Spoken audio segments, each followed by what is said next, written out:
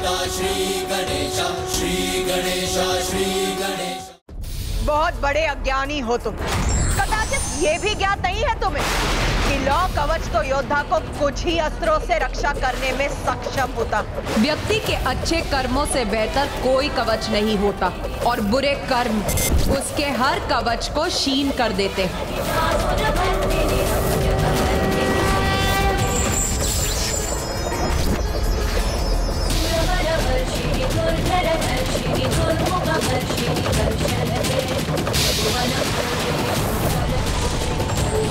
किंतु स्वर्ण आभूषण मंगल और शक्ति के प्रतीक, और ये शक्ति तब तक स्थिर रहती है जब तक स्वर्ण के प्रति कोई मोह या लोभ न जागृत हो। क्योंकि मंगल और शक्ति का सुदृढ़ कवच जिसके पास भी होता है उसे किसी भी अन्य कवच की आवश्यकता नहीं होती। लाल वस्त्रों का ये सौंदर्य धारण कर तुम ये कह रही हो कि तुम्हें किसी कवच की आवश्यकता नहीं। किंतु तुम भूल रही हो नारी कि युद्ध भूमि में लाल वस्त्र पहनकर नहीं आया जाता। वस्त्र तो यहाँ लाल होते हैं शत्रुओं के लहू से।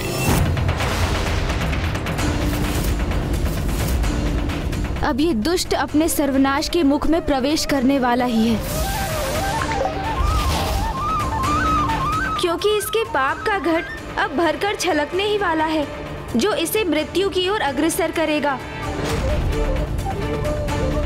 जिस लाल रंग का तुम उपहास कर रहे हो वही लाल रंग क्रियाशीलता का, सृजनात्मकता का प्रतीक।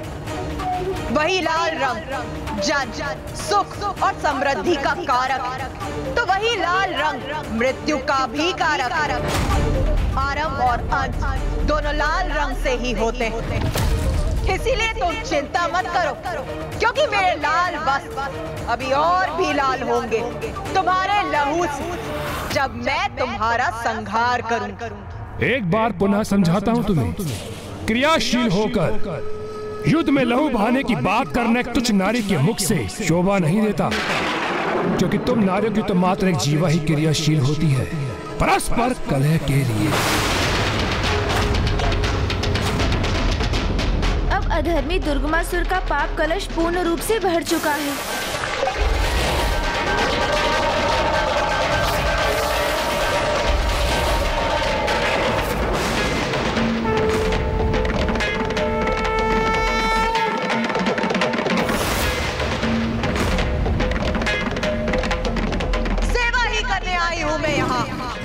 नियति की सेवा, तुम जैसे पापी का नाश कर।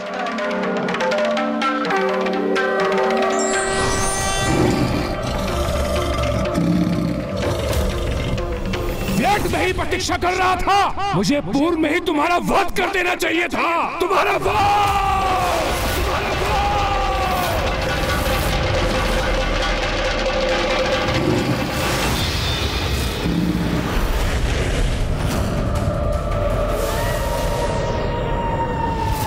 ये कैसा शेष स्वरूप दिखाई दे रहा है इस दुष्ट दुर्गमासुर का। अधर्म देवराज, अधर्म और पापों का अंधकार है ये, जिससे सभी को दूर रहना चाहिए। किंतु उस दुष्ट ने तो संपूर्ण जीवन पाप कर्मों को अपना आभूषण माना है। दुराचार करने की प्रवृत्ति को वस्त्र के समान धारण किया। इसलिए अब इसके पापों की गागर फूटने पर ये उसके अंतर की कालिमा ही है, जो उसके स्याह स्वरूप से हमारे समक्ष प्रकट हुई है। क्या हुआ? प्रतीत होता है मेरे वास्तविक शक्तिशाली स्वरूप के दर्शन पाकर स्तब्ध रह गई ना? चलो साहस जुटाओ, युद्ध करो मुझसे, मुझे परास्त करो, और यदि ऐसा करने में असमर्थ हो तो जाओ, लौट जाओ अपनी दुर्बल देव सेना को साथ लेकर, जो युद्ध करने के स्थान पर तुम्हारे पीछे एकमात्र मूक दर्शक बन के खड़े हैं। नहीं देवगण, भैया, इसके इन दुर्वचनों पर हमारी कोई प्रतिक्रिया उचित नहीं, क्योंकि इसके इन शब्दों का उत्तर तो स्वयं माँ ही देंगी। गणेश, सर्वशक्तिशाली हूँ मैं, स्वीकार करो। क्या विश्वास नहीं, पाप है तुम्हारा, जो तुम्हारे शीश पर, तुम्हारी बुद्धि पर छाकर तुम्हें ऐसे दुर्वचन कहने पर प्रेरित कर रहा है। और मुझे तो इसी समय की प्रतीक्षा थी, क्योंकि अब मैं तुम्हें तुम्हारे प्रत्येक पाप का दंड दूं। जिस नारी को तुमने तुझ समझा, तुझ पुकारा, वही अब तुम्हारी मृत्यु बनेगी। मृत्यु का भय नहीं है मुझे, क्योंकि मृत्यु पे तो विजय प्राप्त कर चुका हूं मैं। इसलिए अब मेरी जीवा नहीं, अभी तू मेरे अस्त्र संवाद करेंगे तुमसे। मृत्यु अस्त्र!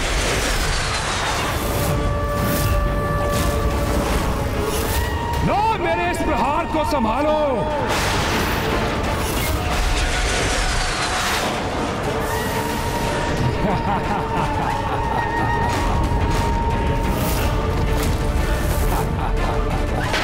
मेरे मृत्यु अस्त्र का अत्यंत विषैला धूम्र मृत्यु प्रदान करेगा तुम्हें, और यही है तुम्हारी नियति।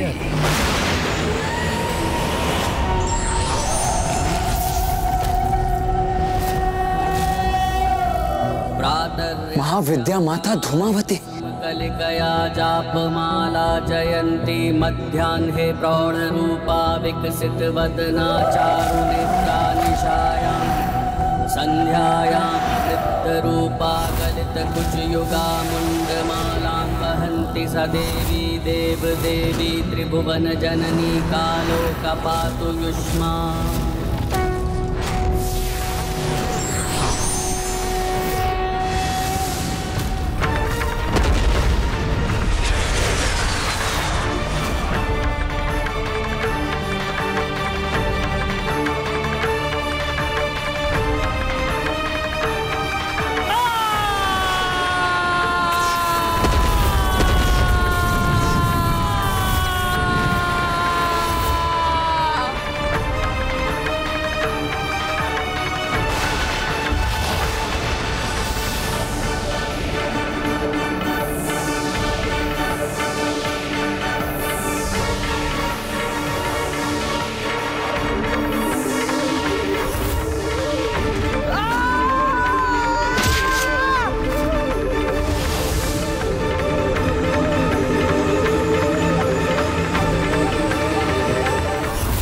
कैसा भयंकर दृश्य प्रकट हुआ है मेरे समक्ष।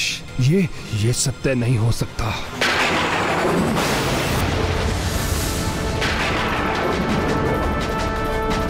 यही है तेरा अंतिम सत्य दुष्ट।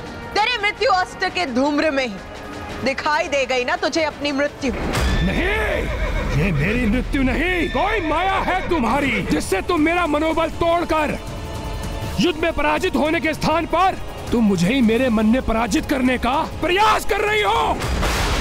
किंतु मैं ऐसा कदापि नहीं होने दूंगा। मेरे आसुरी अस्त्र तुम पर विफल हुए तो क्या हुआ, किंतु अपने दैविक अस्त्र का प्रयोग कर तुम्हारा संहार अवश्य करूंगा।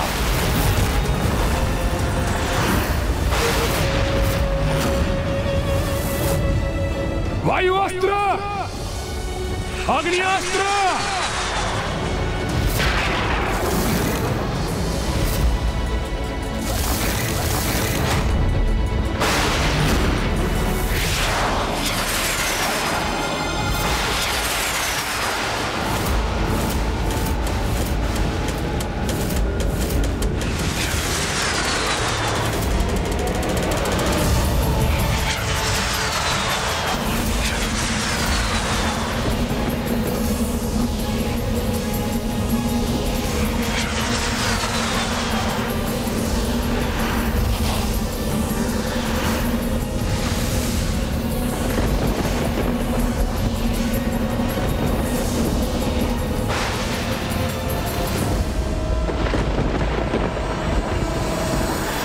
सभी देवी देवी कवच से सुरक्षित हैं, किंतु इन देवास्त्रों की संहारक ऊर्जा तो हमारे लिए और संपूर्ण सृष्टि के लिए भी संहारक सिद्ध हो सकती थी।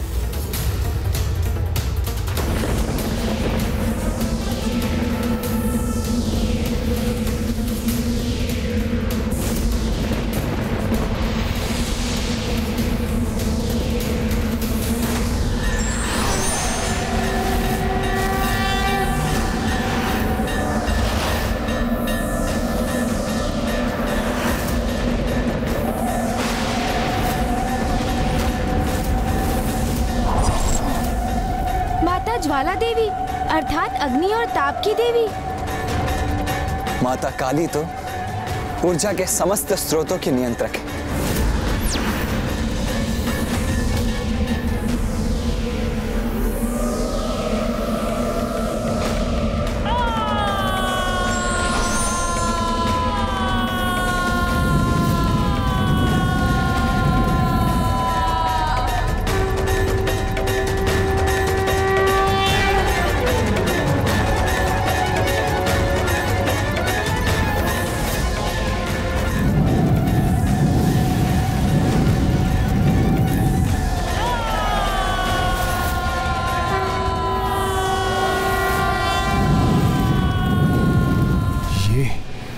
ये क्या हो रहा है?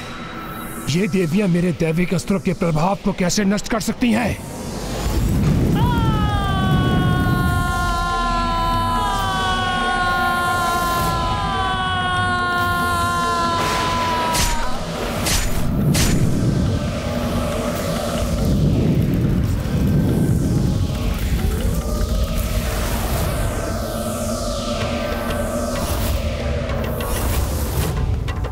ये तो माता ज्वाला ही है जो अग्नि अस्त्र को अपने उदर में समाहित कर उसे शांत कर सकती है। और माता काली वायु अस्त्र से उत्पन्न बवंडर को चीरकर आगे बढ़ने में सक्षम है। दुष्ट असुर, ये दैविक अस्त्र तेरे जैसे दुष्ट द्वारा प्रयोग किए जाने के लिए नहीं है।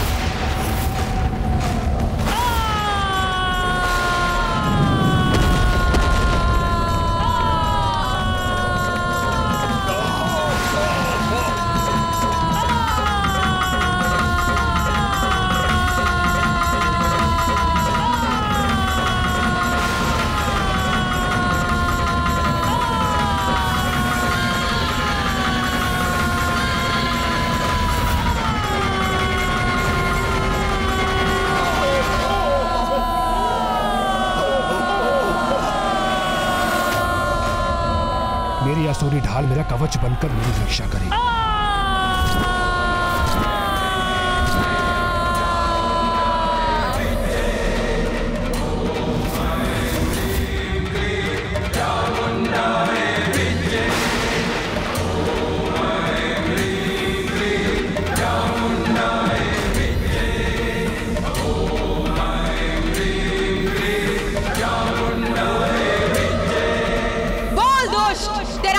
सत्य अर्थात तेरी मृत्यु के दर्शन हुए तुझे।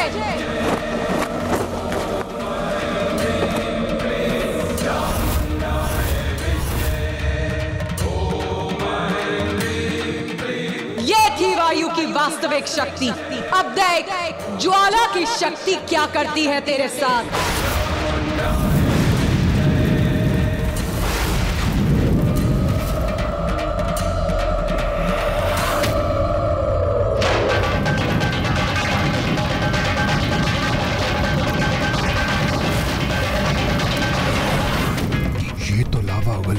उसे मेरी ओर प्रवाहित कर रही है। इसके ताप को शांत करना होगा मुझे।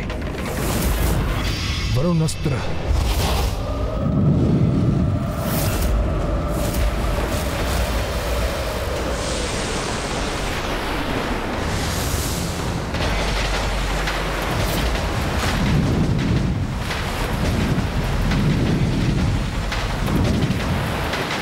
माता से युद्ध करने के लिए वो अधर्मी दुर्गमासुर वैदिक अस्त्रों का प्रयोग कर रहा है। पहले उसने वायु और अग्नि अस्त्र का प्रयोग किया, अब वो दुष्ट लावा से रक्षित होने के लिए वरुणास्त्र का प्रयोग कर रहा है।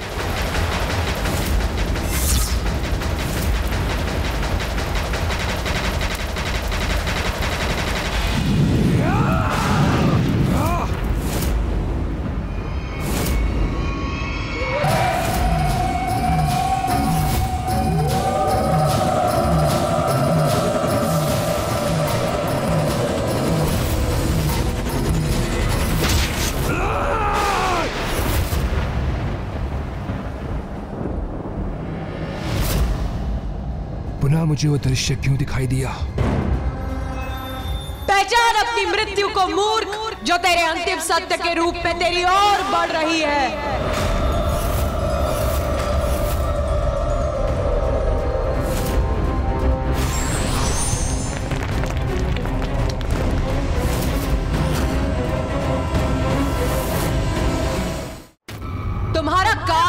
मुख खोले तुम तक पहुंचने ही वाला है। इसका आभास हुआ तुम्हें दुर्गमासुर? नहीं, असंभव है मेरी मृत्यु। मैं अजय था, अजय हूँ और अजय रहूंगा। दुर्गमासुर हूँ मैं, दुर्गमासुर।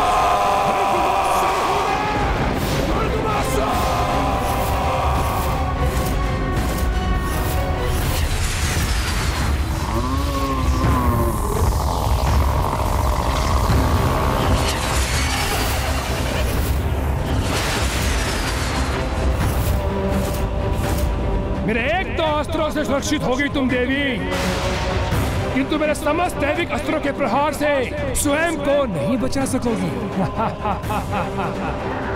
तामसिक माता के 94 करोड़ अनुष्ठान का ही प्रतिफल है मेरे ये वैदिक अस्त्र, जो अब इस तुच्छ नारी के संहार में सहायक सिद्ध होंगे।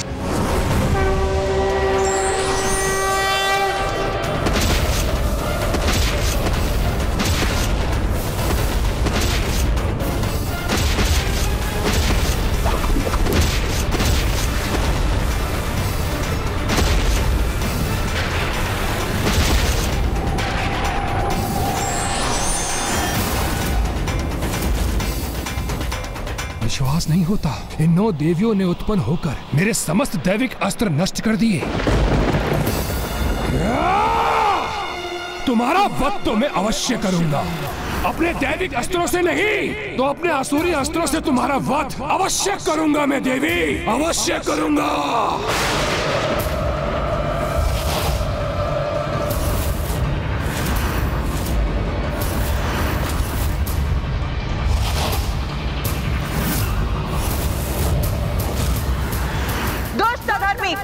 लो अब सामना करो धर्म की शक्ति का।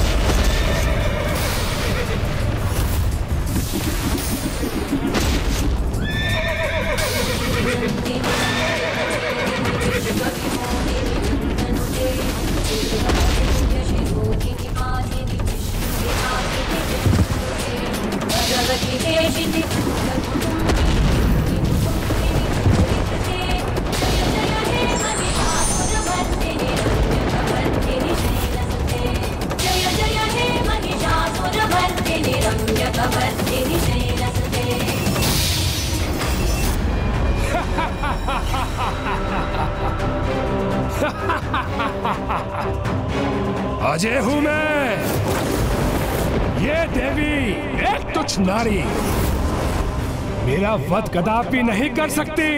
दुर्गमासुर हूं मैं, दुर्गमासुर हूं मैं।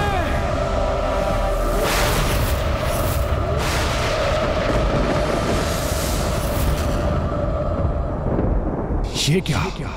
मेरा शीश मेरे तन से विलग होकर नीचे गिरा हुआ है। क्या दोष? अपनी मृत्यु दिखाई दी तुम्हें?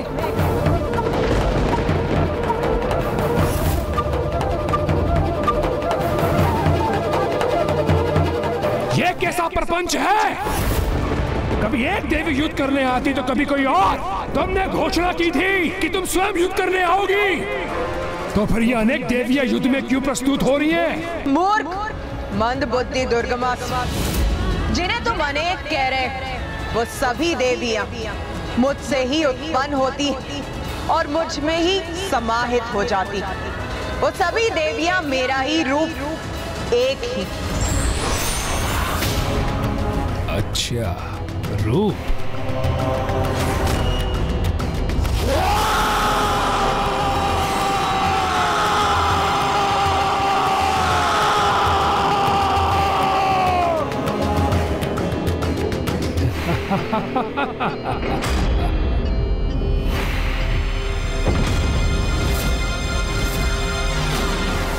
मंद बुद्धि मैं नहीं, अपितु तुम हो देवी, जिसे यह भ्रम है कि तुम दुर्गमासुर की मृत्यु बनोगी। स्मरण करो, मैंने क्या कहा था?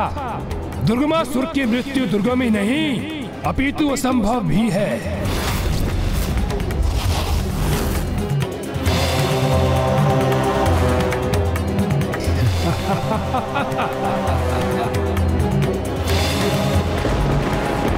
देखो मेरे सहस्त्र सशस्त्र हाथों को। जिस अनुष्ठान का सुझाव मुझे तुम्हारी एक सहयोगिनी से प्राप्त हुआ है, उसी से प्राप्त किए मैंने सहस्त्र हाथ। अब मैं देखता हूं मेरे प्रहार का सामना कैसे करोगी तुम। ये दुष्ट तो अभी भी समर्पण करने के लिए तैयार नहीं है। नहीं भैया, इस पर तो इसके दंभ का ही प्रभाव छाया है, जिसने इसकी बुद्धि को भ्रमित कर इसे वास्तविकता देखने और समझने में अक्षम कर दिया है।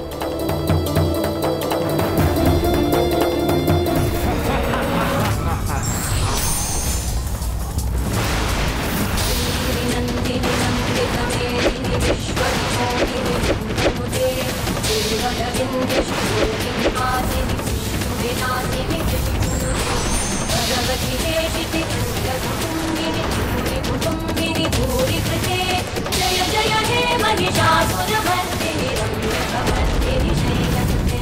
जय जय हे महिषासुरमर्दिनी रम्यकमर्दिनी शैलसुते।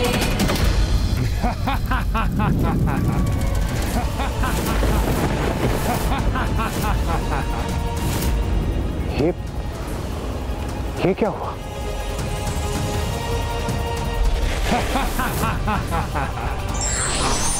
तुम कोई भी रूप धारण कर लो, मेरे अंगों को क्षति नहीं पहुंचा पाओगी। तुम्हारा कोई भी छल युक्त वार सफल नहीं होगा, मुझ पर नहीं होगा। ये क्या, माता के किसी भी बाण का प्रभाव इस दुर्गमासुर पर क्यों नहीं हुआ? ये कैसे हुआ? कैसे संभव है ये? इससे तो मैं भी अचंभित हूँ। ये कैसे संभव हुआ? देखा देवी, देखा मेरी अजय शक्ति का प्रदर्शन। स्वयं को देवी आदिशक्ति पुकारने वाली। ये तो उचित है कि तुम्हारे प्रत्यक्षदर्शी तुम्हारे साथ है। जो तुम्हारा विनाश देख उसकी गाथा गाएंगे, संसार को बताएंगे कि वो तुम्हें पूजने की भूल करते थे, क्योंकि तुम कोई महाशक्ति नहीं, अभी तो एक मात्र तुच्छ नारी हो। मैं दुर्गमासुर, ब्रह्मांड के सारे देवी देवताओं को पराजित करने वाला दुर्गमासुर, तुमसे भी कहीं अधिक शक्तिशाली हूं मैं। महाशक्तिशाली, महाज्ञानी, महापराक्रमी दुर्गमासुर हूं मैं।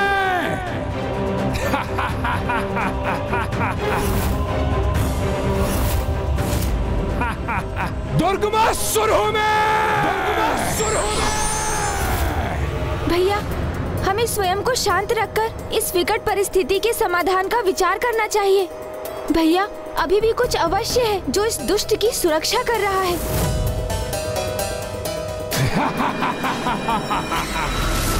इसका ललाट, मेरी दिव्य दृष्टि से मुझे इसके ललाट पर वैसा ही तेज दिखाई दे रहा है जैसा तेज गायत्री माता के प्रभाव से दुष्ट अरुणासुर के ललाट पर भी था।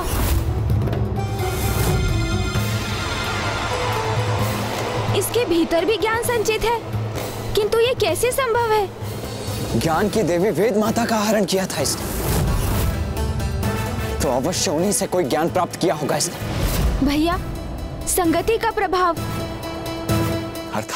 अर्थात ये भैया कि जैसे आप मेरी संगति में रहने के कारण इतने चतुर हो गए हैं कि आपने अपनी चतुराई से इसका रहस्य ज्ञात कर लिया, उसी प्रकार अवश्य वेद माता की संगति ही इसकी रक्षा का कारण बन रही है। उनके सानिध्य के कारण ही इसमें वेद का ज्ञान संचित हुआ है। वेद का ज्ञान? हाँ देवराज, इसलिए तो कहा जाता है कि अच्छी संगति में रहने का बहुत लाभ होता है, जिसका प्रत्यक्ष प्रमाण है ये दुष्ट असुर, जिसने ना चाहते हुए भी अच्छी संगति से ज्ञान तो अर्जित किया, किंतु उसका उपयोग ना कर सका, और तब भी वही ज्ञान इसकी रक्षा कर रहा है। माता को तो सब ज्ञात है, मुझे तो उनका ध्यान इस ओर आकृष्ट करने का माध्यम भर बनना है, जिसका एक ही उपाय है, उस मंत्र का उच्चारण जिसमें समस्त वेदों का सार निहित है।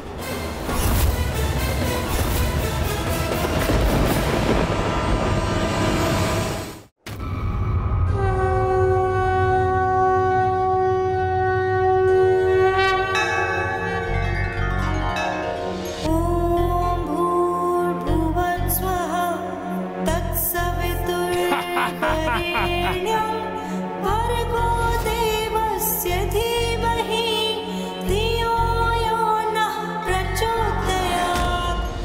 वेद माता का ज्ञान ही है जो इस असुर की रक्षा कर रहा है।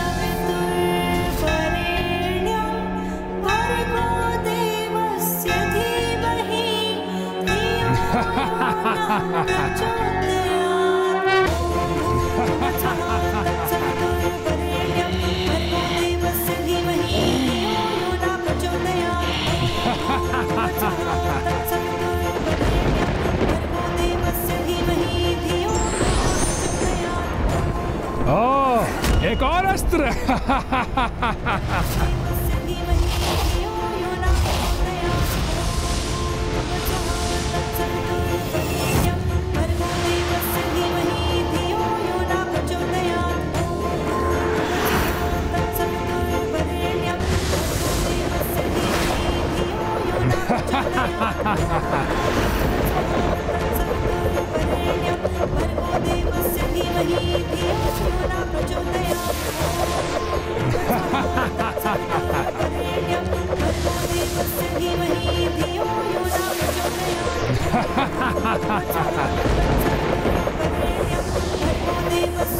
इस चक्र की ध्वनिन गति से मेरा मस्तिष्क भी अनियंत्रित हो रहा है।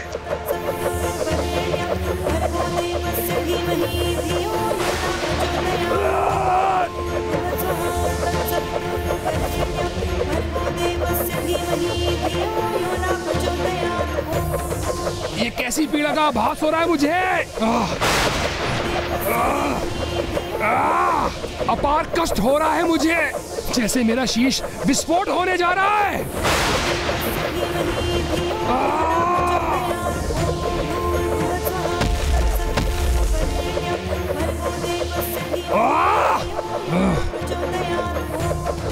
मेरे कर्ण से रक्त प्रवाहित हो रहा है।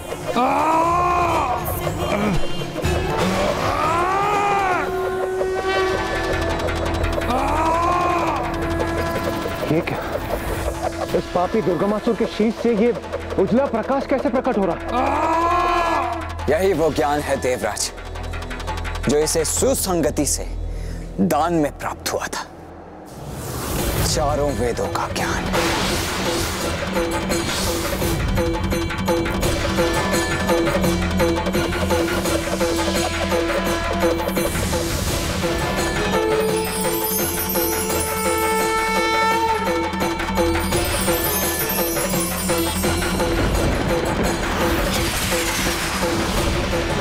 ये ऋग्वेद का ज्ञान उत्सर्जित हुआ, अब यजुर्वेद का ज्ञान।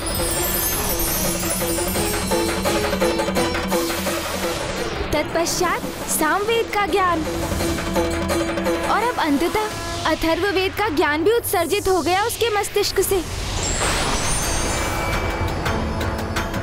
इतनी सहजता से किसी को ज्ञान प्राप्ति नहीं होती, किंतु तुम्हें हो गई। बलपूर्वक तुमने जिनका हरण किया, वेद की उन्हीं देवी की संगति से तुम्हें इस धर्म के ज्ञान को पाने का सौभाग्य मिला। किंतु तुम्हारे भीतर की बुराई ने तुम्हारे ज्ञान को कभी बढ़ने नहीं दिया, किंतु धर्म के इस ज्ञान ने फिर भी तुम्हारा साथ दिया और कवच बनकर सदा तुम्हारी रक्षा की। यह है उचित ज्ञान का महत्व, जो तुम जैसे मूर्ख अधर्मी कभी नहीं समझ सकते। किंतु अब तुम्हारा ये कवच तुमसे छिन चुका है, इसलिए अब तुम अपने सर्वनाश के लिए तैयार हो जाओ दुष्ट दुर्गमासुर।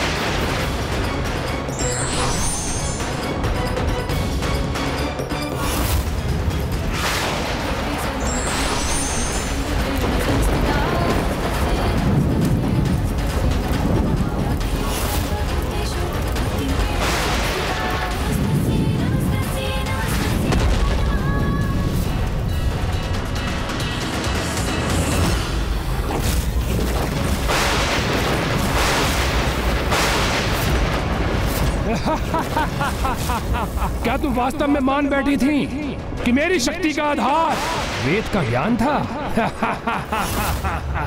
नहीं देवी नहीं, अपने अनुष्ठान से शक्ति प्राप्त की है मैंने।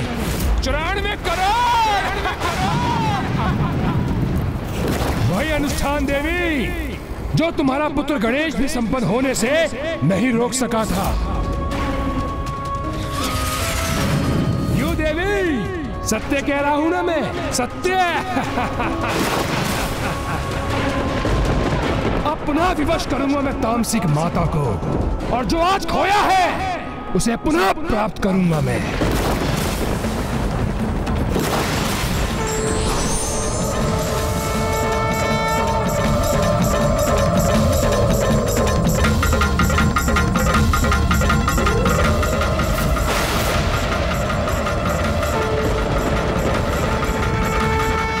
इसी माँ ने तुझे सुझाव दिया था, आज मृत्यु प्रदान करेगी। जिस दिन व्यक्ति पर निंदा छोड़ निज निंदा करना आरंभ कर देगा, उस दिन से उसका पतन नहीं अपितु उत्थान आरंभ हो जाएगा।